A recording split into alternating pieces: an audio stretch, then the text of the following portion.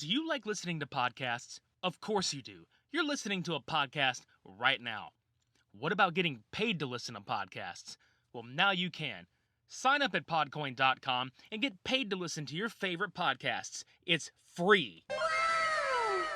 Get paid to listen, save up your Podcoins, cash them in for prizes like Amazon or Starbucks gift cards, or you can donate to charity like we do. Use our offer code SUPERPOD to get 300 Podcoins on us. It's available in the App Store and on Android. It's the only way that we listen to podcasts now, and it could change the way that you listen to podcasts. Now on with the show. This podcast is part of the Big Heads Media Podcast Network. Go to bigheadsmedia.com for more great podcasts.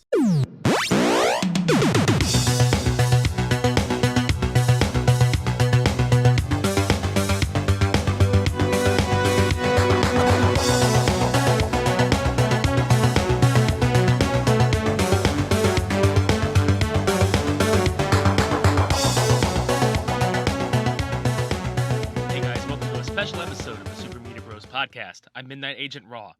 Today, we've got a treat for y'all. We dug way back into the archives of the former podcast that Cody and I hosted, and we dug up a fucking treasure for you guys. This may be considered the humble beginnings of the Cult Cinema Showdown series you guys have been listening to for the last year or so.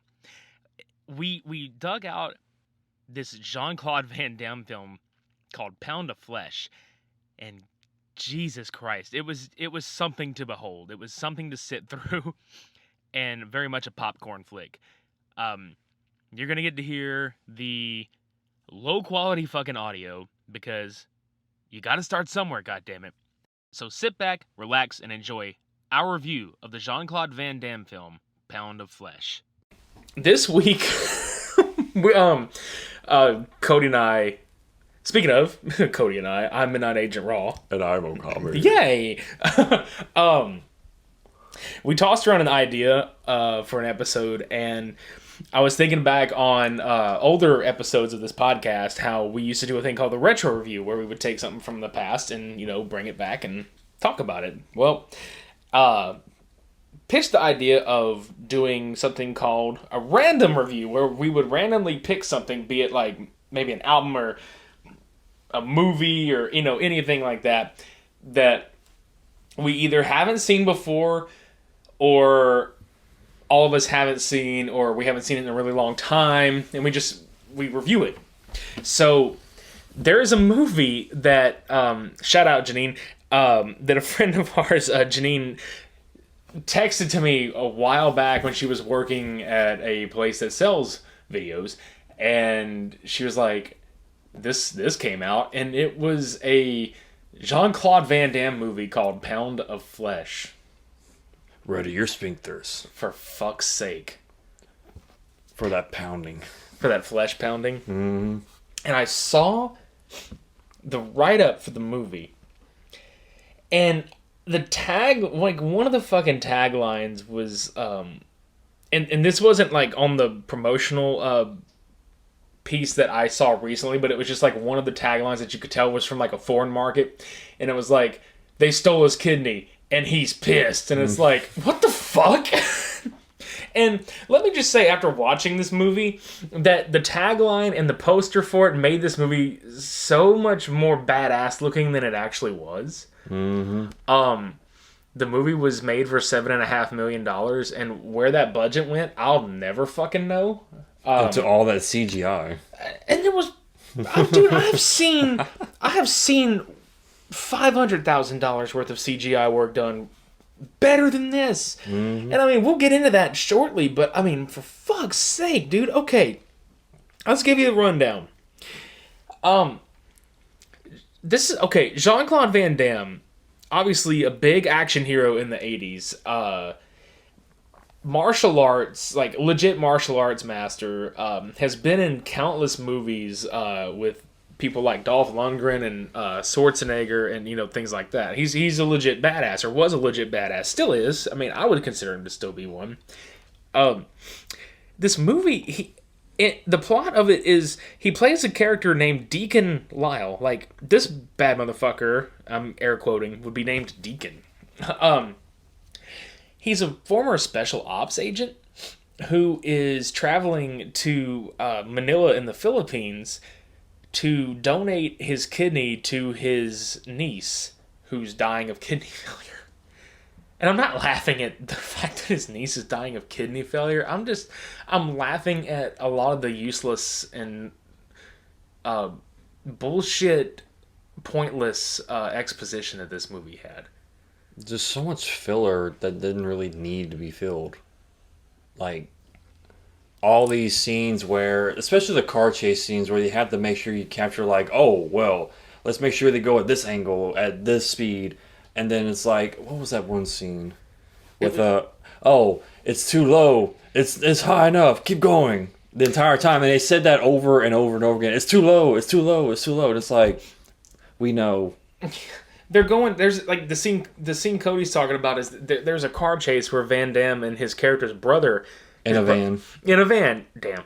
His brother's driving this Van Damme van.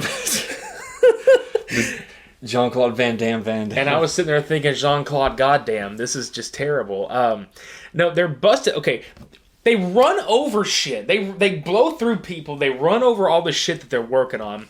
And they go between these buildings where there's like a little corridor. And this guy is like on some kind of a platform that goes from building to building. And whenever they're like, oh, it's too low. And Jean-Claude Van Damme's character is like, no, we can make it. And his brother's all, no, it's too low. Is what Cody was talking about. And there's a guy on it who hops off and runs away. And George, which is his brother's character's name, he slams the brakes on, and he comes within like an inch or two of like hitting this thing, and it wouldn't have done anything other than scratch the top of this fucking van. Which back in the day, that would have been like iconic, like 90s action sequence. Like, oh my god, you're going to hit that thing, and then it's going to take off the whole entire top of the vehicle. And it does happen. It's like slow motion where you see it peel off like a sardine can top. See, that would have been fucking great, dude. I know. They could have put $250,000, not a quarter. They could have put like $25,000 onto that and been like, yeah, just fuck this van up. Let's replace it or whatever. Fuck that Van Damme up. Yeah, fuck that van up. But I just... Oh, God. Okay, let's rewind, okay? What about that scene before, whenever they were trying to keep up with the Kardashians? Keep up with the Kardashians. Yeah. The car dashing. the dashing car. The dashing car. Van damn it. The scene where they were going through the construction area and Jean-Claude's character was literally like pumping down on his brother's foot. It's like, no, keep going. Yeah, he's like just strong-arming his leg into the accelerator. But he was pushing to the direction of the construction workers where they were working, not to the scene or to the side where the car that was in front of them was going. He wanted to make sure he hit the construction site. I know, I was thinking that too. I was like, why the fuck would you barrel through all this crap when you could have easily swerved around it? There was more room on that side of the fucking construction zone than there was with that fucking ladder sequence we talked about. And wasn't there a part you said like the dudes dropped those cones in front of their vehicle? Yeah, dude, they fucking... Okay, look, they crashed through it, and you can tell where the pickup shot happens. It's a view... Like, if we were sitting on the hood of the vehicle looking into their window... It's just a shot of, like, the windshield and, like, some of the hood, and you can tell that it's not being thrown at them, but it's being dropped gently from above, and it's like... It's like now, guys. Okay. Drop! Okay, that, and then in combination with the fact that when they're driving, it looked like the Munsters when they're driving around in the vehicle, and you can obviously tell it's like a backdrop or, some bullshit. Or like the old Adam West Batman sequences. Yes! Yeah, the motorized background. Oh, God. Like, what the fuck? And then that... I'll get to it in a second, but like goddamn, when they're fighting in the club. Getting tipsy. Yeah, dude, like, there's a club scene where they have a cool fight scene, and... You can tell these are pickup shots. The club in the background is obviously pre-taped, and then the foreground action happening is obviously like layered on top of it. They didn't make any bones about that. No. But what I want to do is I want to rewind to the beginning and kind of work through the movie, not like in glorious detail. No. Because the movie was far from glorious. Okay, first, inglorious bastard. Yeah, exactly. But I mean, okay, Jean-Claude Van Damme, Deacon. I'm just going to refer to him as Deacon. The movie opens on a plane landing in the Philippines. This movie is Okay, takes place in the Philippines, but when he lands, the hotel that he's at, this is clearly Beijing, China. Clearly it's Asian, so it doesn't matter. No, it doesn't. But I mean, if we're gonna say like Philippines, please give me a skyline that's actually the Philippines. This is clearly Beijing, China, dude. But it makes me wonder, it's like the director was making this movie, and there's like, nobody's gonna watch this, so why does it matter if we get it accurate or not? Right? Speaking of, I want to do the accuracy later. Hang on, I'm going to write this down because I totally forgot to earlier, and I'll get to it. I thought it said camel towing for a second. It is camel towing. But in the beginning, you don't really see much. You see him check into a hotel and look at this really shady guy on a cell phone behind a potted plant. And then the next scene is Van Damme waking up in a bathtub full of ice. We all know where this is going. Mm-hmm. He's in an Asian country, and he wakes up in a bathtub full of ice. Obviously, spoiler alert, his kidney has been stolen! It's a pound of flesh. Oh my god. Oh my god. I did not see that coming. The kidney thieves stole his kidney. Are you kidding me? I'm not kidding you. Kidney? Kidney. You gotta be kidding me right now. Nicole Kidman-y. Dumb. Just like this movie. Exactly. But he gets out of the tub, and obviously he probably can't feel anything because he's numb. But he goes and he, naked, I might add, puts his bathrobe on.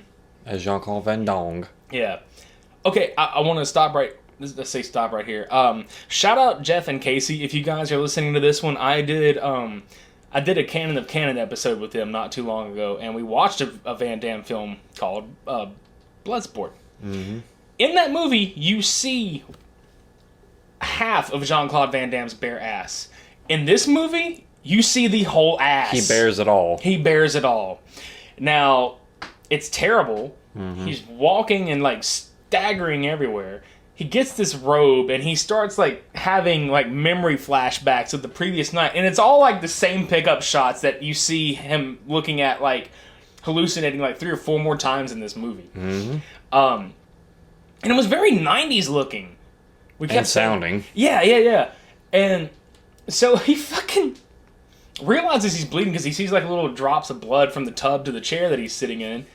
And then he fucking, like, looks in the mirror, and while you see this giant gash that's been stapled shut across his back, when he's walking to get his robe, you don't see a cut at all. Mm-hmm. There's nothing. Like, you pointed it out. You're like, where the fuck was that earlier? I mean, and this is like a good, what, like foot long? Like, at least. I mean, it was from like the mid-shoulder down to his like mid-bag. Shit. It was like a half moon on him and everything. And he gave us the full moon when he was walking. It's fucked up. Eclipse from, yeah. But no, and then he's like, fuck, and he calls somebody, which turns out to be a former partner of his from his special ops days. And the guy comes, this cracked me up when you said this, because before that, he uncovers the bed sheets, and there's just like a pool of blood in the bed. Mm-hmm. And he's having flashbacks of this chick that he picked up in the bar the night before, and there's like a quick glimpse of him just fucking the shit out of her. And basically what it reminded me of was like he pounded her in the Shark Week. Yeah, dude. And that fucking made me laugh so hard because the look on his face, it wasn't like, oh shit, something happened to me. Like, I feel like, I'm in pain. This is before he finds the scar, mind you, and realizes what happened. He fucking looks, and he's like, oh god, who did that fuck so hard they bled all over the bed? Oh god, did I eat that? It was so fucking bad, and it was so messy. See, that's the thing I don't understand. It's like, why would you have that sequence happen? It's like, basically, he pulls the sheet off, sees the pool of blood on the bed, and then all of a sudden cuts to them fucking. It's the immediate flashback of them fucking, and then it flashes back to him, and I can't even describe the horror on his face when it happens. It was like... I was like, was I too big for her? Yeah, I know, right? I was like, Van Damme, that was bad. Like, fuck. Jean-Claude, you damn dirty bastard. You damn dirty bastard. And just, ugh. And then he fucking calls Mr. Fuji, who I'm just going to call him Mr. Fuji. I don't remember his... This is Fuji 5.0. Yeah, and right? And it's his old, one of his old partners from his special ops days, and he comes in, and then...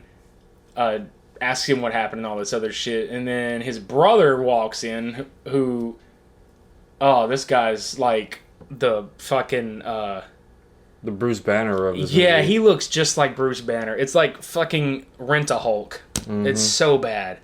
I have like random notes jotted down right here. But what I was going to say is, like, and up until he realizes his kidney's stolen and then he makes the first actual facial expression of the movie, for like the first 10 minutes, Van Damme is clearly uninterested in anything that's happening whatsoever. Just this fucking blank look on his face. It's like, am I really making this movie? That's fucking exactly what I was thinking. He's probably like, oh, the fucking movie. I just realized the movie budget was $7.5 million. They probably made this movie for like $500,000 of that. And gave Van Damme, like, here's your pay cut. You get $7 million for this movie. For dealing with this shit. Yeah, exactly. That's probably what happened. If anybody out there has watched the Mortal Kombat Legacy web series, Darren Shalavi, the guy that plays Kano in that, is actually one of the main villains in this movie, and his name is Drake. Let that sink in for a second. Yeah, just...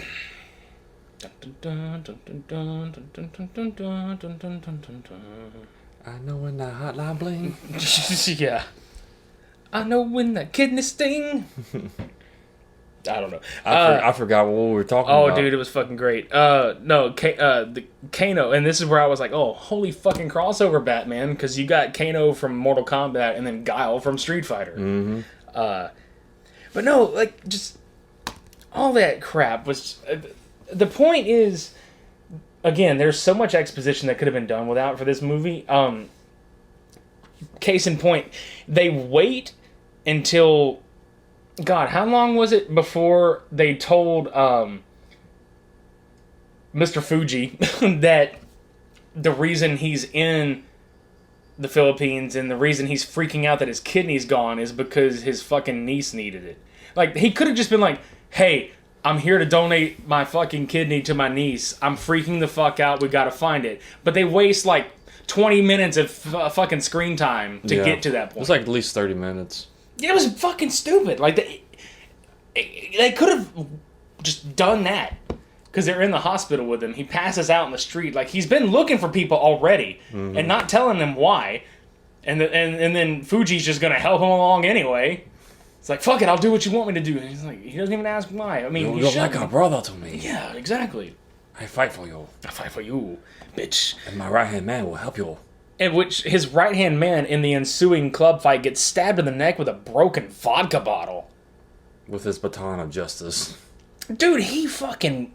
When he broke that guy's ankle, like, holding that fucking thing against it, just snapped it in half and twisted it, just... Oh, fuck. Mm-mm. This movie wasn't over the top with the violence, but like there was a lot of neck breaking and a lot of ankle breaking happening in this movie. I wrote down at the bottom, like, that's one of the only redeeming qualities to this entire movie is the fact that they didn't do a lot of CG work for the fighting. It was all hand-to-hand combat and all like actual like they're trained to do it, yeah. Yeah, because Darren Shalavi was a martial artist as well as Van Damme was, and they had a fight in the alleyway. What happens is the chick that Van Damme's character slept with was just rolled into this entire ordeal. She's a prostitute that wanted nothing to do with anything but making money, out of this entire deal. Mm-hmm. There is a subplot that the reason why, because George and Deacon, the brothers, they don't get along. And there's a subplot in there that you don't find out until later that Deacon actually slept with his brother's wife and fathered his niece. But the exposition they give for that later on is that George's character was infertile and that the wife fucks Deacon to get the baby and doesn't say anything about it. And then they find out after the fact that he's infertile, which is why he found out it was Deacon's. It's like, what the fuck? This is some Jerry Springer shit, man. But see, I found out before that because they were talking about that scene in the van where George was not a match for the kidney, but Deacon was. And I was just like, usually it's like the immediate person. And I was like, he has to be the father. Yeah. Like I see Maury Povich in the background like, Deacon, you are the father. No! What the fuck? I come to Philippines for this. But your wife felt my pain. Beans. Beans. But, no, like, there was that, and we were like, oh, you dirty bastard. And then the exposition... Oh, okay, I guess the exposition was needed to make it not look like fucking Deacon was a douchebag about it or nothing. God damn. God damn it. I'm trying to think where we're... Oh, yeah, when Homeboy got stabbed in the fucking neck, I was like, oh, well, there goes Fuckface's right hand. There goes Fuji's new right-hand guy. He's down for the fucking count. And then that was when all the bullshit CGI, like, stuff happened. Yeah, like, whenever he gets off the ground to pick up something, I forget what it was, or just to get up in general, it's that quality of cheesiness whenever he does. He just gets up and he looks up, and he's just like, and it's just like this shitty ass quality background from the nightclub, and then it goes back to another angle, and it's like they're actually there. It's like a 240p background with a 720i like foreground. It's ridiculous. It's strange. Like I saw the outline of the body and everything. I was like, why is this weird? And I looked at Richie. I was like, that's CGI'd. And he looked at it. I was like, God damn, you're right. Yeah, it was fucking green screen, and they didn't even bother to clean up the outline on the people they put in the fucking shot. Well, no, of course not. They give the rest of the budget to Jean-Claude for dealing with that shit. Why do they have any money to do that? You're right. Oh, dude, what about the Bible? What the fuck was the point of that? I don't know, because he was like, what did he say it was for? Because, like, Jean-Claude, the Deacon character whips out this fucking, like, it's like they put the fucking New Testament, Old Testament, and the King James Version all into one giant fucking, like, thick hamburger, like, Big Mac Bible. And... Holy Big Mac? Yeah, he goes, Holy Big Mac! That's what it was. He was like, what's the Bible for? And he lifts it up, and this is, I guess, is supposed to be his badass line. He's like, inspiration. And I'm like, what the fuck? It's so stupid. Van God damn it. Inspiration. But, dude, he beats the fucking shit out of people with this Bible. I mean, he's like fucking them up 9 ways of Sunday with this motherfucker. And I say bloody Sunday with this motherfucking Bible. Yes. No, he freaking ripped off the back cover of it and was jabbing it into the eye of this one dude in the fucking Fight Club scene. Or the nightclub scene. Either way, Fight Nightclub. He was just sitting there just like, it's like a knife or something, but it's just the corners. You can hear that shit just bashing his eye. I was like, ah! I know, and they were showing it, like, up close, and, like, he would hit him and then take it out, and you would see just, like, small, like, just chunks. Jab and, marks, oh, God, it was so fucking, like, that scene was brutal. I mean, aside from the neck and leg breaking. But what was weird was that scene where he caught that chick from the bar and basically, like, had her by the throat. Yeah. And he grabbed, he was telling George to give him his Bible. It was like, really, Deacon, do we really do this right now? Bible George.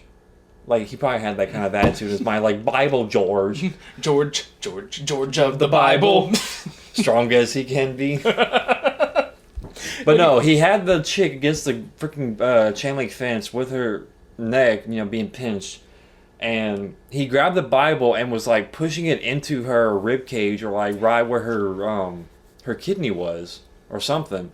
But all you hear is, like, this loud crackle noise. Yeah, you just hear, like... I was like, God, you must be hitting like sensitive area, or they just like emphasize that spot. Yeah, she was probably sitting there like, oh my fucking spleen, oh my ovary. Oh God, why does this sound like a soap opera? Oh my ovary. Oh my ovary. Today on Oh My Ovary. John, why did you hit me there? I was pregnant with your child. I was overly excited about it. Inspiration. Which is really racist. I'm not trying to be racist, but considering it's an Asian company and I just use the term ovary instead of overly, like, I'm sorry. It's an ovary-based joke. Yeah, thing. Okay. And soap opera. Yes. It's a joke opera. It's a hit. It was a hit. Because she was being hit. It was a holy hit. It was a holy shit. And yeah, I caught myself saying holy shit out loud when he would beat people with that thing, and I was like, he's beating the holy shit out of them. Holy fuck. Holy fuck, Bible Batman. But no, this is the last person standing in this nightclub, and he chased her down like you said. He got her against the chain link fence. I was like, bitch, where's my motherfucking kidney? But he figures out, like, he tracks down this one guy, which is the Drake character, and yeah, we're doing the Hotline Bling dance here, and then there's like, again, more like useless, pointless exposition where we already described the car chase scene where they find this guy and they're trying to get him, and then that fails, and at one point they decide, okay, hey, let's retreat to this random fucking cabin in the middle of fucking nowhere after like a couple of failed attempts at getting this guy. First off, flashback to this, whenever he wakes up out of the tub, he finds like a shit ton of cash, an ace of spades with a skull in the middle of it, and a bunch of medications and how to take care of yourself after kidney removal. And the people that took his kidney set it up to look like he fucking sold it to him. Mm-hmm. Good way to cover your tracks. Yeah.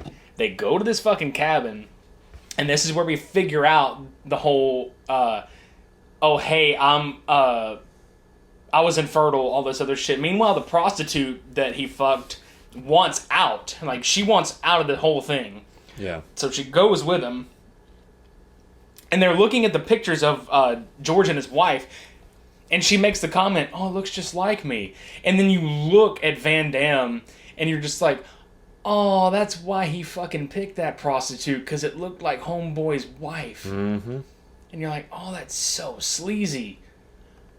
But then there was at one point when she looked at George, and I was like, oh, they gonna wind up together. Oh, that's fucking weird, and spoiler, they do wind up together. I must have slept through that, because I didn't know that part. Yeah, it's all good. But, yeah, and I'll get there. Your reaction's gonna be great whenever I get to what happens, like, later. Okay, but they're in this cabin. Okay, you said it out loud earlier whenever you're like, oh, that's the first thing I do. What's the first fucking thing that you would do, like, if you're doing all this fighting, and you're like, oh, fuck, man, I worked up an appetite. What's the first fucking thing you do when you go in a house? I'm gonna go make a sandwich in the refrigerator. Fucking right. How long were they in this house for? Probably like 2 or 3 hours, like mulling over ideas on what to do next and shit. Jean-Claude basically complained about his kidney scar. Yeah, and then, which is another thing. Let's stop right here for a second. Okay, so he gets out of the fucking tub, right? He's bleeding all over the floor. He just got his fucking kidney removed without his consent. How the fuck is this guy walking around, beating the shit out of people, getting dropped onto that scar, being, pushed into it, and it doesn't even faze him? Yeah, I mean... But yeah, he can literally get out of a bathtub and, like, stumble across the room and, like, look at the freaking, distraught face that he has. Hazy vision and shit. Yeah, and it's just like, I would normally not get out of that bed. Period. Oh, yeah. I would not get out of that bathtub, period. This guy gets the shit beat out of him and gets stuck all in that same general spot. He gets dropped by people. He gets pushed into walls and doors and whatever else. And he's asking for morphine the whole time. Like, we're supposed to buy that as like, okay, that's a good painkiller. He's gonna fight through. But wouldn't morphine knock you out? It would knock you out or anything like that. But at the same time, it's like you'd be bleeding to fucking like a stuck pig. Yeah, regardless how well that's sewn up, because, I mean, swelling and it's going to bleed through the holes in your skin anyway. Seriously, it's like, that realism was just, like, non-existent. It was really hard for me to suspend my disbelief for that. It really was, just because, like you said. But they're in this fucking cabin. And fucking Mr. Fuji, it's like, oh, no, sorry. He lifts the picture off the mantle. Deacon lifts the picture of George and his wife off the mantle and looks at it, and then he sees a card behind it. And he picks it up, which... Go ahead. Dun, dun. Yeah, exactly. But this is what pisses me off. This movie pretty much implied that the audience watching it is too stupid to make the connection of that card with the fucking card in the very beginning of the movie. So much, in fact, that they had to... And they showed this actual flashback 2 times separately. Not including the actual shot of him looking at it. Just in case you forget. There is an ace of spades with a skull on it behind this picture frame. But hang on, there's more. You need to watch this scene yet again in the beginning to realize, oh, that's the same card. Oh my god. Oh my god, it's gotta be the same guy that put it there that put it in my hotel room. Those directors are genius. Oh my god. But yeah, that's pretty much what fucking happens. You see the flashback, he's like, he looks at George, he's like, you didn't put this card here? And it's like, dude, Deacon, you're a special ops. You know who the fuck put that fucking card there. Why would you ask your dipshit Bruce Banner-looking brother what the fuck happened? Because it puts morphine in the system. Yeah, He's like drugged out of his mind. You're right. and got the shit beat out of him. You're right. Van Damme, I'm sorry.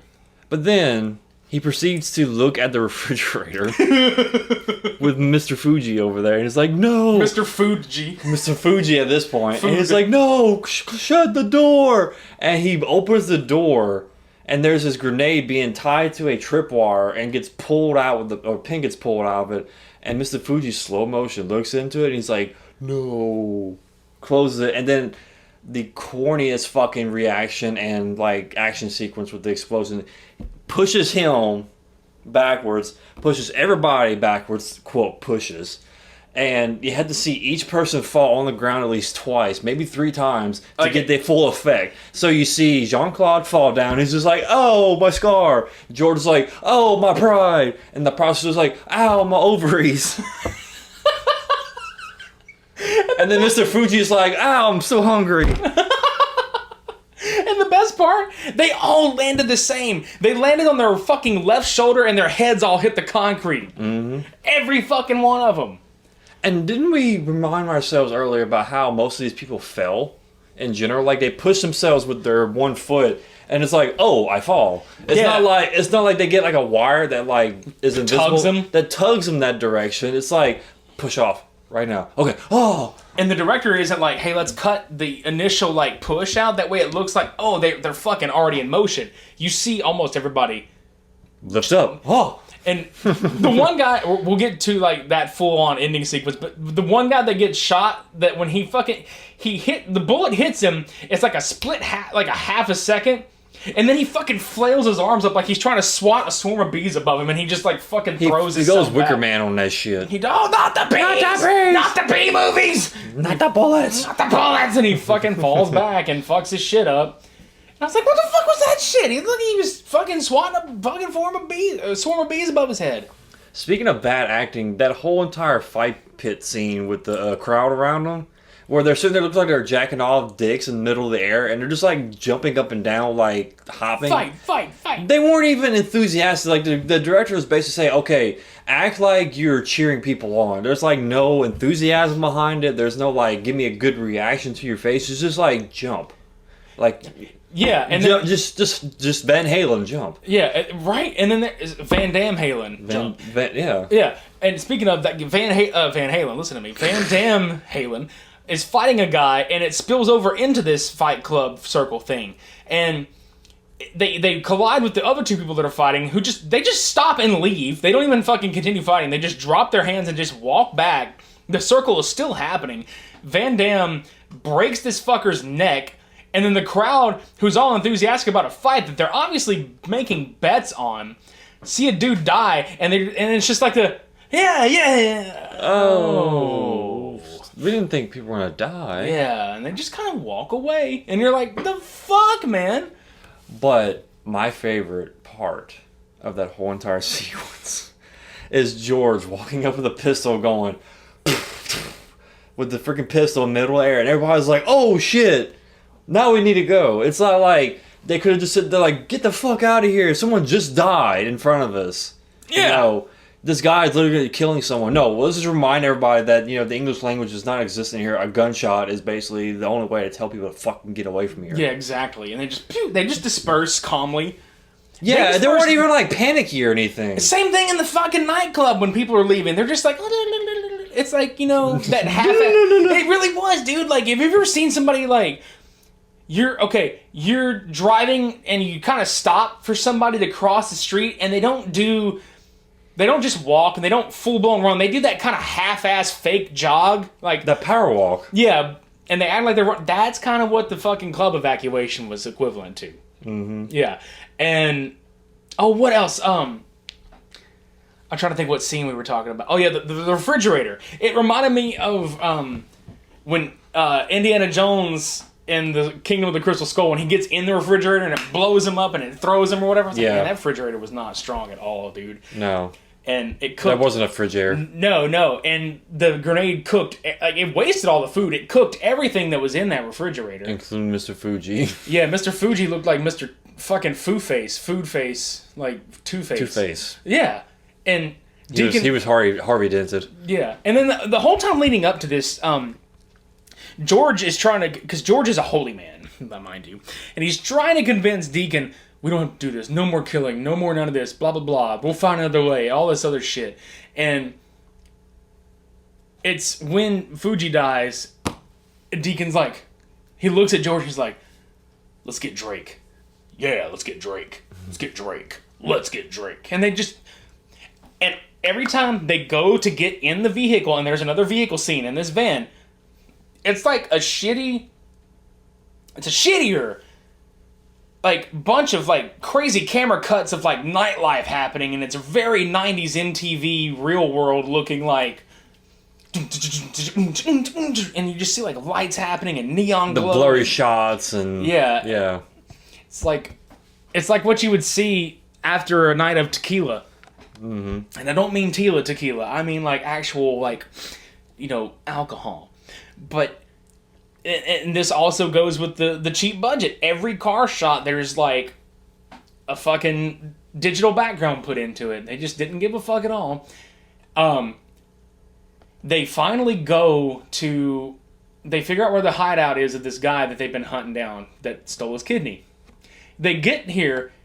They blow all these motherfuckers away. Like, Van Damme goes in and they have, like, bombs tripped everywhere where George is in the van controlling these via, like, camera that is attached to Jean-Claude Van Damme's face. GoPro. Yeah, basically. And he's clicking all these tripwires and blowing motherfuckers up.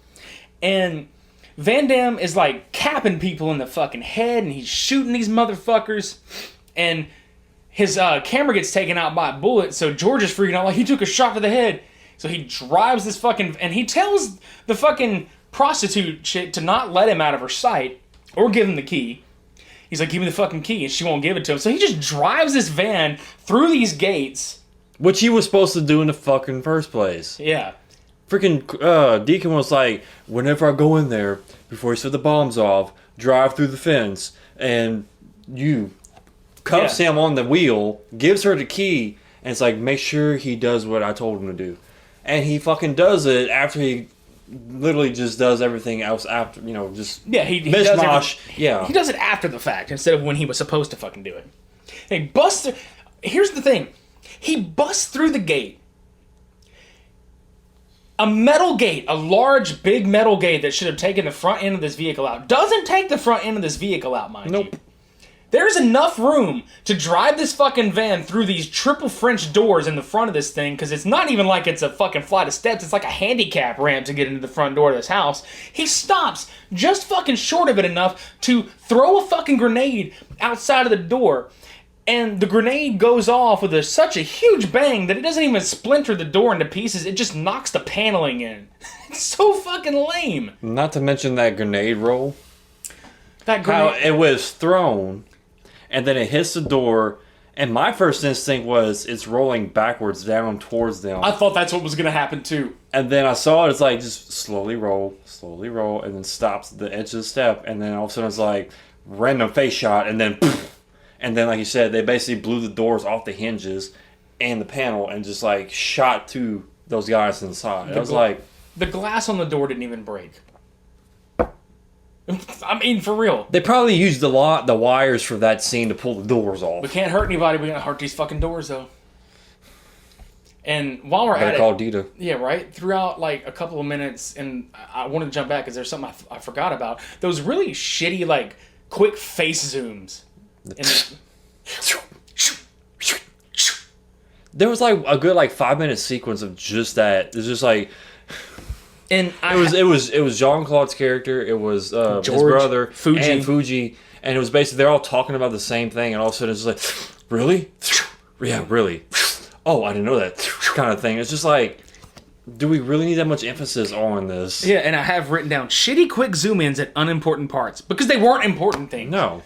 It's like... they're just discussing some bullshit. Cody, I'm gonna make a sandwich. Really? What kind? Turkey. Oh, I'm allergic to turkey. Fuck, I'm sorry. I got roast beef. Explosion. Boom! I mean, that's pretty much what happened. And fuck, dude, like... oh, God. And then speaking of explosion, the one good explosion was the fucking refrigerator. But that was such a good waste of food, though. It really fucking was. There wasn't a lot of real big explosions. There weren't a lot of... The hand-to-hand combat, again, was like one of the redeeming qualities of this movie. Anyway, they get into this fucking, this mansion. He's blowing all these motherfuckers away. He fights, he finds the old man in the book room, and then he goes and fights Drake's character, the Darren Shalavi guy, and, I mean, it turns into a knife fight. Like, he just fucking stabs the shit out of Van Damme, like, right in the left fucking part of his stomach. And it was painful to watch. I was like, oh, God. He does that. And then you see him just kind of like, they each get like maybe sliced here and there in the fight. Yeah. And he stands up after his brother walks in with a fucking shotgun, and he points it at him. And instead of fucking hitting him shooting him like point blank in the face, I mean, he's from me to you. He fucking shoots him in the bulletproof vest that he's obviously wearing over the outside of his fucking tactical gear. Mm-mm. And then Deacon's like, shoot him in the fucking head. Shoot him in the fucking head. And Dick shit can't cock the fucking shotgun again. So, fuckface McGee, the old motherfucker, grabs a fucking hand cannon out of there, and then Deacon throat punches this old guy. I mean, this dude's pushing 90. He fucking throat punches this dude. Hard. This dude's got a windpipe of fucking iron, because it didn't even do anything but make him go... Like, you literally hear, like... Yeah, that would normally give a guy a stoma. Just like, yeah, dude, but you just fucking hear, like, fucking fist to meat, and you just... What the fuck is that? oh, thanks for clearing my throat. Yeah, it knocks him down, and Van Damme points the gun at fucking Drake, and he's like, "You ready for another round?" And Deacon is all, your femoral artery's cut. You're bleeding out. And as soon as he tells him what's happening, he just looks down.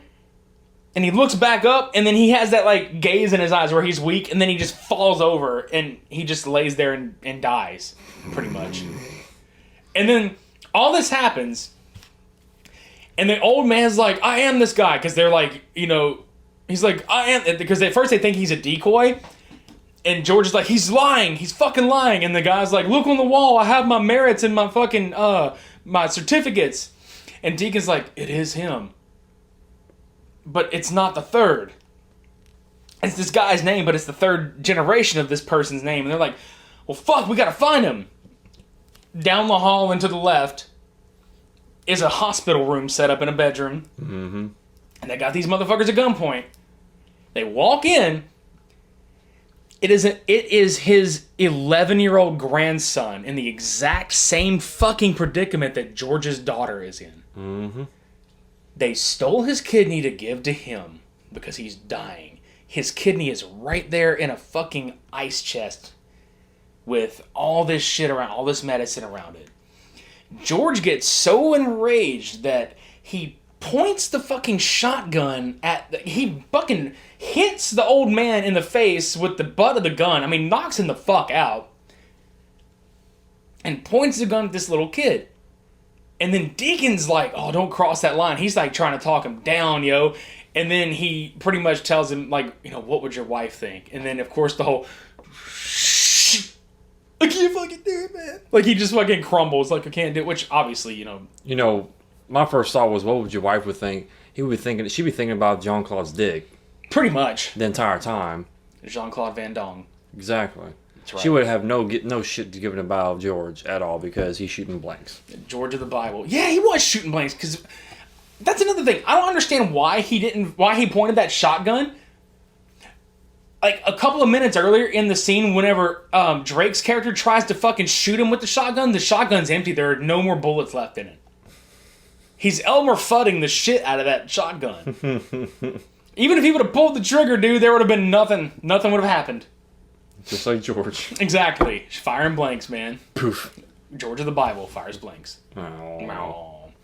But yeah, he drops it and he's like, let's go. So, all these people died for fucking nothing. They died for a pound of flesh. They literally died for a pound of flesh.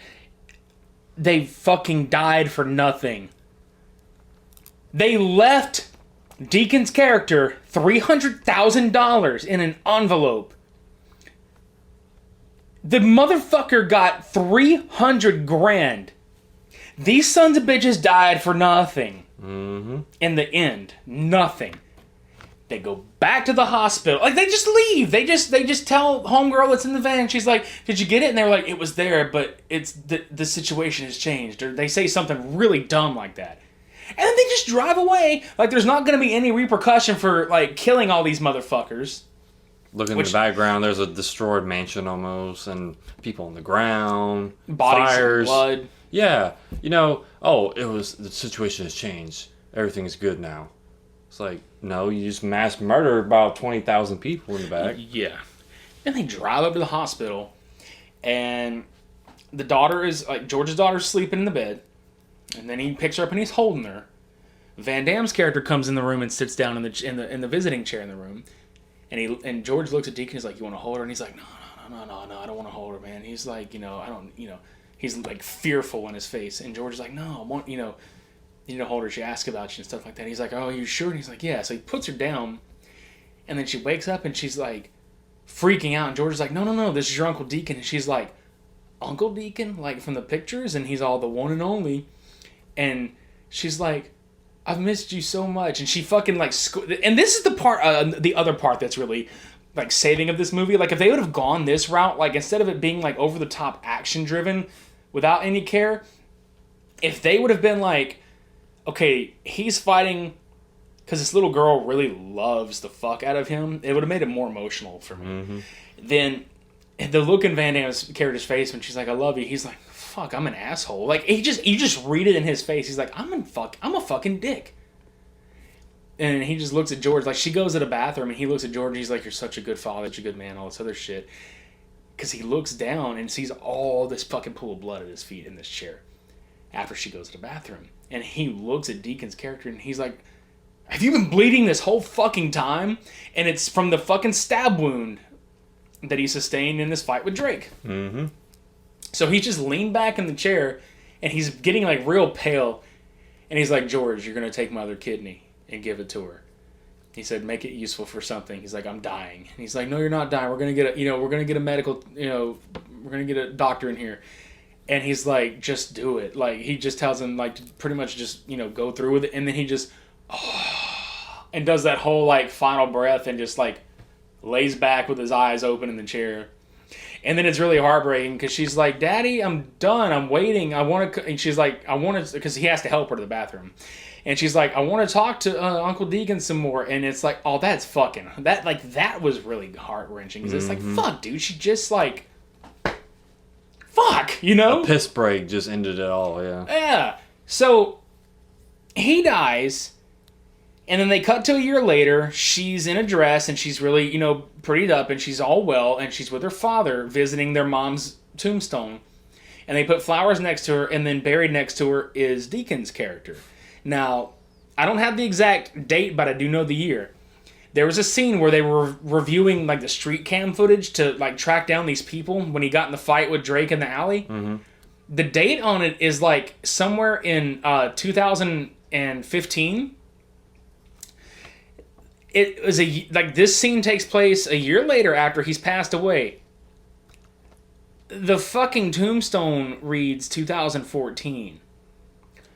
So he died in 2014, but the cam footage from whenever he was still alive a year earlier is 2015. Major inconsistency. So basically, Deacon knew he was going to die. Deacon was time cop in this one again. He was. So he set himself up. I was like, you know what? I'm going to die in this situation. Put my tombstone right now. Right now. Yeah. I'll pay for it right now. Yeah.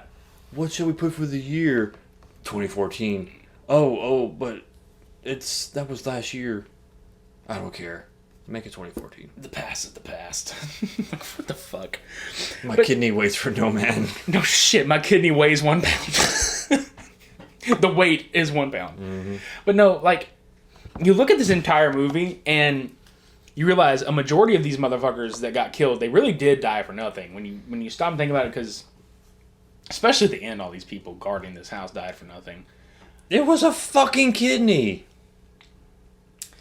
Yeah. Like, normally in these action movies, it's like, oh, there's like a whole fucking back room of drugs that we're trying to protect, or a freaking armory of guns, or hell, it might be like millions of dollars being stashed away, or there's this important character that needs to be, you know, safe from all this harm that's around them. No, it's a fucking organ. A fucking organ that they probably could have found or stole from a hospital somewhere. Yeah. But no, they took it from this one guy. Yeah. And he murdered everybody in this movie. Broke necks, a lot of necks. Yeah. You know, he had that one guy in the freaking fight pit where he grabbed him by the freaking jaw and just like cracked his jaw or something. Because when he stuck his thumbs in there and just... It's like, oh my god. It's like he broke the fucking mandible yeah, on like both the sides hinges. of his face. Yeah. And you hear it just crunch. Fuck. But no, let's not forget that first encounter with, not the first encounter, it was like a second encounter or something with Drake, and they had like all them, it was, I think it was in the club again or something, I don't remember what it was. It was the chick, it was Jean-Claude's character, they were talking about something, and her pimp Oh yeah, this comes in, yeah. and is like, who are you? It's like, I'm just a friend. He's like, I know all of her friends, you are not one of them, so who the fuck are you? And pulls a gun on him. And then all of a sudden, here comes Drake, and all of his henchmen pulls guns on all of them. And then this whole little montage of shit goes down and stuff like that. And he had Deacon's gun. Drake did the entire time. He's like, you know what this is, Deacon? Yes, that's right. It's your gun that I took from you that day. I got your kidney. And it would be a shame to have them trace it back to you whenever they find all these bodies here. And he's like, pointing a gun at the pimp, shoots the pimp. You know, spoiler, who gives a shit? Yeah. But my favorite part, and I'm going to recreate this for you guys as best I can, is whenever he looks down at his watch and he goes, in exactly 30, doesn't even get to finish the sentence, Jean-Claude kicks a goddamn box into his hand, and then all of a sudden the volume gets so loud that it drowns out everything in the rest of the freaking neighborhood. Not in the movie, in the house that we live in right here. I mean, fucking loud. Like Steve Carell loud from Anchorman is like, loud noises! It's fucking loud. As soon as he kicks the box, it's not like it's just like gunfire starts. He kicks the box and it basically breaks the volume. Yeah, dude, and he fucking kicks it so hard, you think the box is sitting there like, the box is having an inner monologue like Steve Carell from The Office. No! God! Why the fuck? Please, God, why? No! What the balloon? No! I mean, yeah, what the balloon? And also, I'm gonna go ahead. We're both gonna apologize for blowing your speakers out. No. No, we're not. No.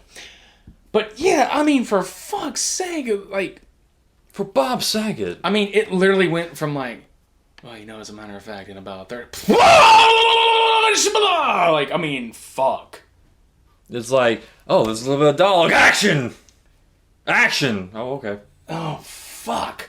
Like, I didn't need more action in this movie. The sound mixer failed badly there. Like, the guy that was mixing the sound for this movie, he failed miserably right there. No, he died.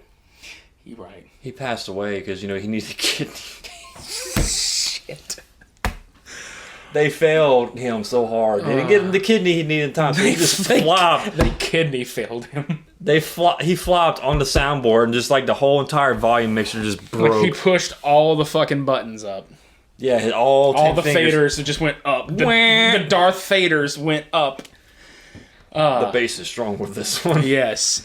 Now, I want to say that the movie's story, like the plot, it could have been something. Like, I can see a guy that loves this kid, and he's like, no, fuck that. We're going to get her because I'm the only matching kidney, like, from all her family. And exact to that. But still, the movie could have been better with better acting and probably better cast. I mean, let's face it, Van Damme hasn't really been in anything good since his heyday. I mean, okay, when he was the villain, and I think it may have been the second, or I think it was the second Expendables movie. That was cool because it's literally that genre done exactly how it should be done. This, I can't. Way too B movie. Like, even lower than it should be like a B minus. Yeah, maybe a C. But see, the thing is, the how it should have ended scene with me, like how it should have actually gone down, is he should have just gone straight to the hospital.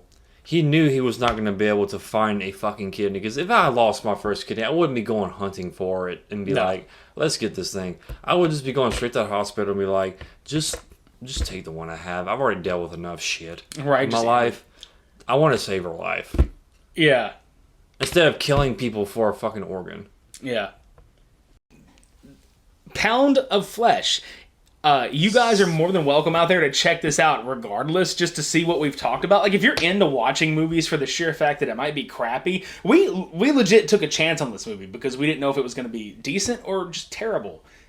And I think I called it when I texted you the other day about it. I was like, man, we may have an opportunity to talk about a gloriously terrible film. And there's a porn parody to be had called Pound Her Flesh. I think that happened in the movie when the blood was all over the mattress. The Shark Week. Yeah. God, like I'm thoroughly convinced that was it, because he didn't lose hardly any blood during the entire time from that point until the very end. Mm-hmm. So he literally just fucked her into a freaking period. That was a heavy day. I mean, like, that's king size heavy, sir. Always. All right, Snape. Oh my God! It depends. They had Snape pads. They're black. Just always. Oh, he's the poster child for the pads. Dude, turn to pad 394. God damn it. Rickman is rolling over in his grave right now, ready to sectum. He's Semper. Rickman He's roll? ready. Yeah, he's ready to sectum Semper the fuck out of me right now. Rickman roll. Rickman roll. Yeah, I just fuck. Yeah, if y'all want to check this movie out, just do it, and with us giving you full warning, no, this is. If you want a good laugh, check it out. If you want some decent action, check it out. If you want to see midlife crisis Jean-Claude Van Damme fight a really young, like a good martial artist, check it out. Also, I want to just say to the Drake character, Darren Shalavi, he did pass away, and this was one of his last.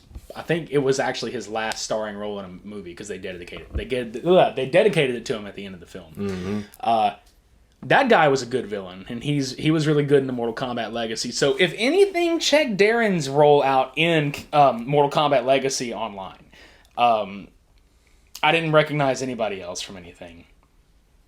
I mean, there was Mr. Fuji that sounded like an anime character, but I couldn't pinpoint which one. But his IMDb said otherwise. Yeah. I think that's all I got, dude. From heavy flow to heavy no.